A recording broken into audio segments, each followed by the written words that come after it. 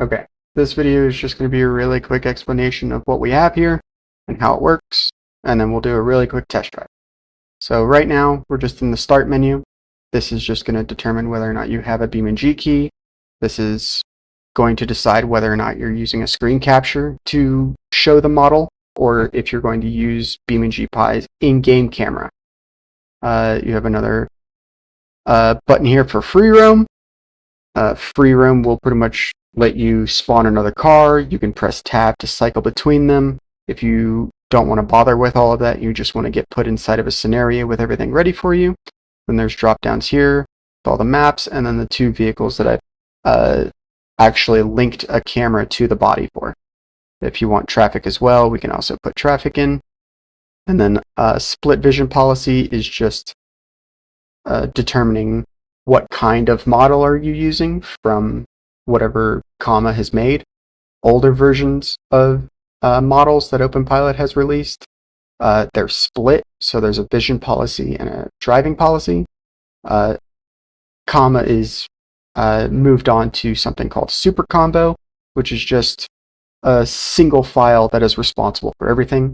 So CD210 is what is currently in openpiloit master, so that is what they've deemed good enough for everybody to use in their vehicles. So we're just going to click start. It's going to launch BeamNG along with BeamNG Pi in the background. Once BeamNG Pi is actually linked to BeamNG, then it will start the scenario. Once the scenario has been labeled as completely loaded, it will launch the control panel. So now we have the control panel here. Put this off to the side. And then we actually have our telemetry side here. So this tells you everything you need to about what the model wants versus what is actually being outputted, along with some speed graphs and curve graphs on the side. And then gas and brake percentages. So if we hit engage, we can see that the vehicle starts driving. Right now we're using experimental long, which is just the model's determined speed that it thinks it should go. We can change it to chill, which will set it so that it goes the max speed that's currently set. The default is 65, so you can drop it down to 60. The speed buttons here actually go in increments of 5. You can drop it down to 55. If you want to go faster, 60, and then 65. There's also long off, which is just means the user can control the gas. You can see down here is a readout of the current amount of throttle and braking that's being applied. So if I just use my arrow keys here, you can see they're going pretty quickly, but the model is still controlling the speed. Or, sorry, not the speed. The model is still controlling steering. So I can go ahead and set it back to experimental, and now the model goes the speed that it thinks is appropriate for the scene. So we can go ahead and show you these lane changes as well. The model actually has an input for desire. So it either has a lane change desire or it has a turn desire. Lane change desires are fairly simple. They've worked for a very long time now. No issues with them. Turn desires, however, are extremely finicky.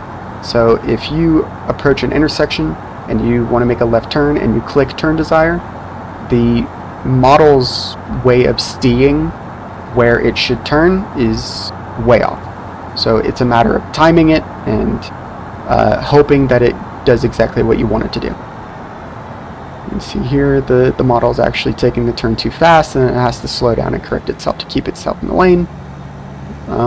Doing a lane change inside of a curve is usually going to fail. It's just, that's how finicky it is, and sometimes it's just not going to work. So if I can try and tell it to make this change, nope, collide. I'll go ahead and reset, put it in drive again. I can actually just go ahead and tell it to get all the way over into this lane and have it correct itself to maintain that. So we also have manual brake and gas buttons. These are just linked straight to the control panel, so it tells the model to always apply 30% throttle or just 30% braking power. That usually helps with reinforcing whether or not the model should stop at a red light, or if it's creeping for any reason, then we can give it a little more confidence in what it should be doing. But in reality, openpiloit is a cooperative steering assist system, or ADAS.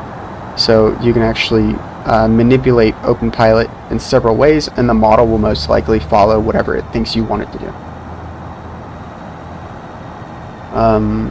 We can actually get some of these vehicles to go into the turn lane here. We'll also follow them into the turn lane. We'll actually see how much a lead vehicle manipulates the model into what it thinks it should be doing. So because this is a turn lane, the model will see the lead vehicle make a turn, and it will actually follow that lead vehicle into the turn. If there was no lead vehicle, depending on how well the model is trained, it'll either just continue driving straight, or it will try and make the turn on its own. So, not going at the green light, so I'll give it a little more of a boost here, and it did not follow the lead, so it just kept driving straight. So, sometimes lead models actually have a lot of power in what the model should do. Sometimes the lead vehicle, sometimes the model would just follow the lead vehicle, like completely, without any input. If there is no road, it will just follow a lead vehicle down a dirt road, and it will just continue driving down the road. I'll try and get to make another turn here, into this turn lane. I'll try and use the turn desire. You can see the turn here. This is what I mean by how finicky it is. There's a good reason why they took turn desires out of the actual openpiloit. And see, it's trying to make the turn. It's not very accurate. So that's what I mean. Turn desires are extremely finicky. Sometimes they work. If you can nail down the timing, sometimes you can get it to take a turn perfect. If you have a lead that's also taking the same turn, it kind of reinforces the planned path that the model wants to hit. And then same with this here. This intersection, this line of road is actually extremely complicated for the model trying to figure it out. Actually has no idea where the lane lines are anymore, and now it's on the sidewalk. So this is where I'll go ahead and hit the brakes and try and get the model to stop before it crashes. It'll go ahead and just keep going. But yeah, it's a work in progress.